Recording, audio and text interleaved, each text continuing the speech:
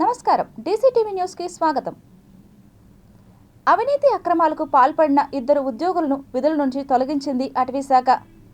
అటవీ శాఖకు చెందిన ఇద్దరు ఉద్యోగులను విధుల నుంచి శాశ్వతంగా తొలగిస్తూ జిల్లా అటవీ శాఖ అధికారి సాయిబాబా ఉత్తర్వులు జారీ చేశారు. ఈ విషయాన్ని ఆ శాఖ అధికారులు గోప్యంగా ఉంచారు.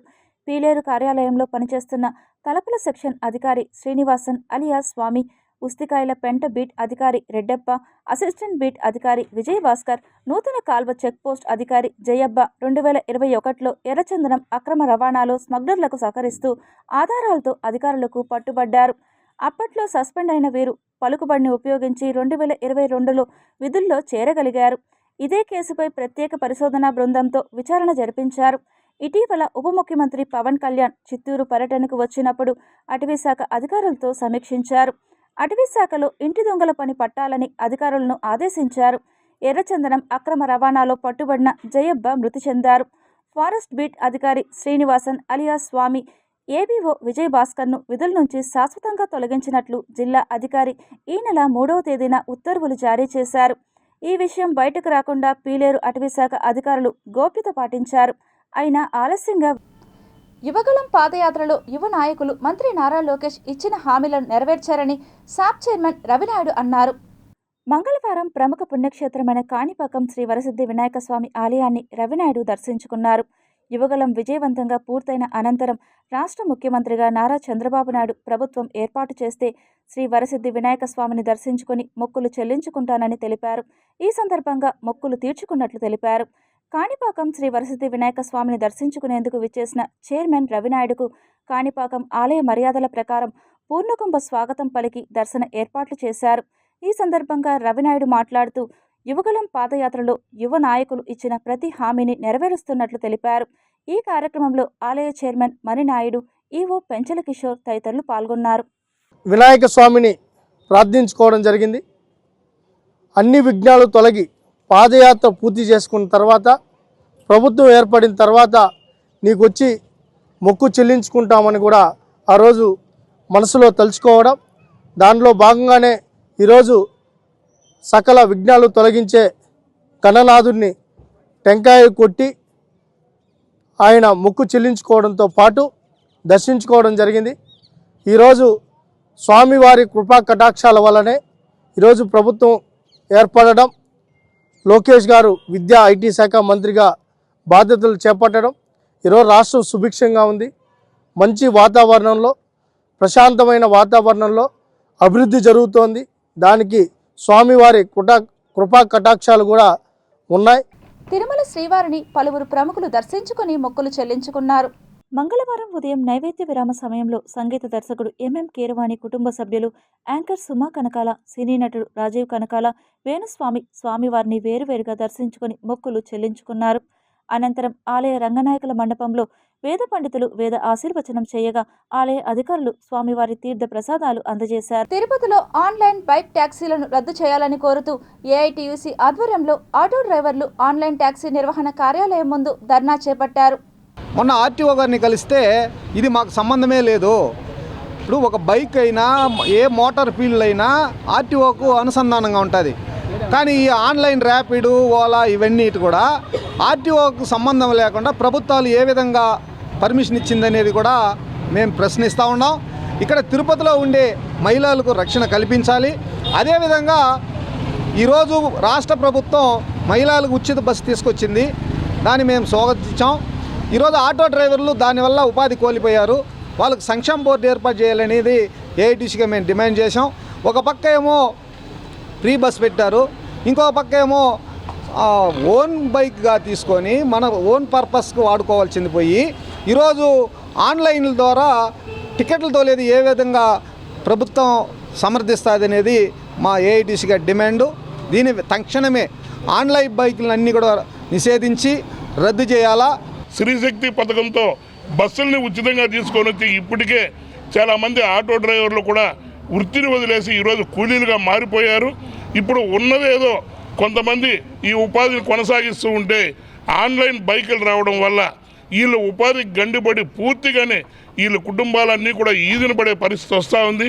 అప్పులు చేసి బండ్లు తీసుకున్న ఫైనాన్స్ వాళ్ళకి కంతులు కట్టుకోలేక కుటుంబాన్ని పోషించుకోలేక, పిల్లల్ని చదివించుకోలేక బ్రతుకు తెరువు ఇదేగా ఆసరాగా తీసుకున్న ఆటో డ్రైవర్లు ఉపాధిని పూర్తిగా గండి కొడతామని united forum of bank union పిలుపు మేరకు దేశంలోని ప్రభుత్వ, ప్రైవేటు బ్యాంకు ఉద్యోగుల సమ్మెలో భాగంగా తిరుపతి పాత మున్సిపల్ కార్యాలయం ముందు ఉన్న SBI బ్యాంక్ కార్యాలయం ముందు తిరుపతిలోని అన్ని బ్యాంక్ సంస్థల ఉద్యోగులు సమ్మెకు దిగారు. తాత్కాలికమైన సమ్మె చేయడానికి వచ్చున్నాము. రాబోయే రోజుల్లో కంటిన్యూ స్ట్రైక్ కూడా చేస్తాము. అవసరమైతే తిరుపతి నుంచి శ్రీకాకుళం దాకా మేమేమో పాదయాత్ర కూడా చేసి బ్యాంకు యొక్క ఇంప్లిమెంట్ గురించి, ప్రజలకు చేసే సేవ గురించి జనాల్లోకి తీసుకెళ్లాలని ఈ యొక్క మా విప్లవ జోహార్లు తెలియజేస్తున్నాము. ఇలాగా ఇది సామాన్య విషయం కాదు ఇది. ఎందుకంటే మేము ఏకముక్త కంఠముతో బ్యాంకులో ఉన్న ఆల్ యూనియన్లు మొత్తం కలిపి చేస్తున్న ఇది. ఈ సమ్మెకి సంఘీభావం తెలియజేయడానికి ఈరోజు లేడీ కామ్రేడ్స్ కూడా ఇంతమంది వచ్చున్నారు. ఇంకో విషయం ఏంటంటే, ఆ రోజులో స్వర్గీయ ఇందిరాగాంధీ గారు ప్రైవేట్ సెక్టర్గా ఉన్న బ్యాంకులన్నీ కూడా పబ్లిక్ సెక్టర్ చేస్తున్నారు.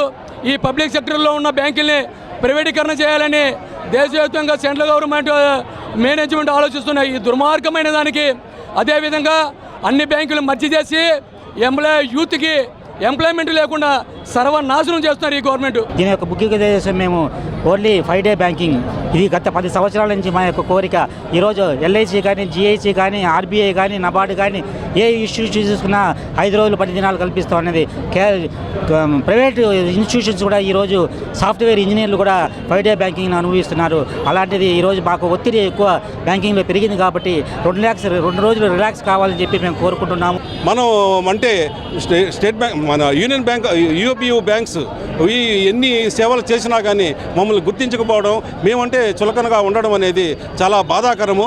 అందుకనే మాకు వేరే దారి లేక ఈ 27వ తేదీ స్ట్రైక్ పాల్గొనడం జరిగింది.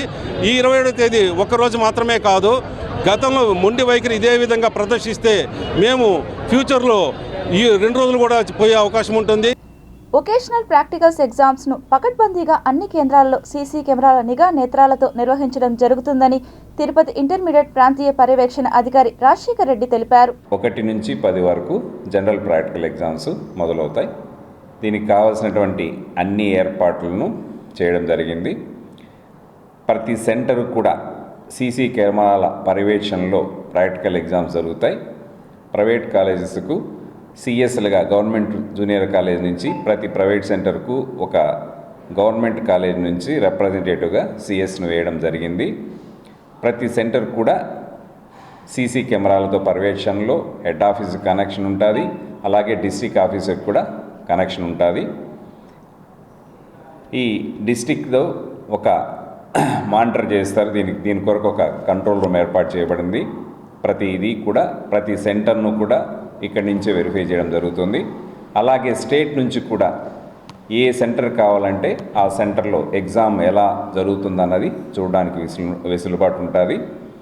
దీనికి అవసరమైనటువంటి ఎగ్జామినర్లందరినీ కూడా బోర్డు వారే డిప్యూట్ చేస్తారు. ఇవన్నీ కూడా చాలా ఆధ్యాత్మిక నగరమైన తిరుపతి మహానగరంలో చోరులు నిత్యం ఏదో ఒక ప్రాంతంలో తమ చేతివాటాన్ని ప్రదర్శిస్తూ పోలీసులకు పెను సవాల్ను విసురుతూ ఉన్నారు. తిరుపతి మహానగరంలో నిత్యం ఏదో ఒక చోట దొంగలు తమ దొంగతనాలను కొనసాగిస్తూ నగరవాసులకు, పోలీసులకు కంటి మీద కునుకు లేకుండా చేస్తున్నారు. తాజాగా నిత్యం రద్దీగా ఉండే జ్యోతి థియేటర్ సర్కిల్ వద్ద ఉన్న S-మార్ట్లో గత రాత్రి దొంగలు షట్టర్ బద్దలు కొట్టి దొంగతనానికి పాల్పడ్డారు. షాపు యజమాని జావిద్ ఇచ్చిన ఫిర్యాదు మేరకు వెస్ట్ పోలీసులు కేసు నమోదు చేసుకుని దర్యాప్తు చేపట్టారు. సీసీ కెమెరాల ఆధారంగా దొంగలను గుర్తించి కేసు వివరాలను త్వరలోనే వెల్లడిస్తామని పోలీసులు తెలియజేశారు. ప్రభుత్వాలు మారుతున్న ప్రజల జీవితాల్లో సరైన మార్పులు రాలేదని, సమాజంలో ప్రతి ఒక్కరూ మానవత్వం అన్న నినాదంతో కొన్ని విధానపరమైన కార్యక్రమాలు నిర్వహించాలనే ఉద్దేశంతో తిరుపతి నగరాన్ని గ్లోబల్ నగరంగా తీర్చిదిద్దేందుకు తాము కృషి చేస్తామని యోగేష్ తిరుపతి ప్రెస్ క్లబ్ వేదికగా తెలిపారు. ఇలాన్ మస్క్ అనే అతను ఉన్నాడండి. ఇలాన్ మస్క్ రాకెట్లు ఎగరేస్తున్నారనే విషయాన్ని మనం చెప్పి మాట్లాడుకుంటాం, కానీ ఇలాన్ మస్క్ అనే వ్యక్తిని 12వ తారీఖు అంటే 12 సంవత్సరాల పర్సన్ బిడ్డ ఎవరైతే ఉన్నారో అక్కడి నుంచే మనం రూట్స్ ఒక 10 ఏళ్ళు ఇలాన్ మస్క్ తీసుకున్న ట్రైనింగ్ తీసుకున్నామంటే 2036 అంతా కూడా ఎగిరే వస్తాయి, కిందంతా ఎలక్ట్రిక్ వెహికల్స్ తిరుగుతాయి, మనం పొల్యూషన్ ఫ్రీ అయిపోతాము, ఫుడ్కి బెడ్కి షెల్టర్ ఫ్రీ చేసేసి మెడికల్ కూడా ఫ్రీ చేద్దాం అనేది మెయిన్ గోల్ అండి. ఈ వార్తలు ఇంతటితో సమాప్తం. సమగ్ర సమాచారంతో DCTV న్యూస్లో మళ్ళీ కలుద్దాం. అంతవరకు సెలవు. నమస్కారం.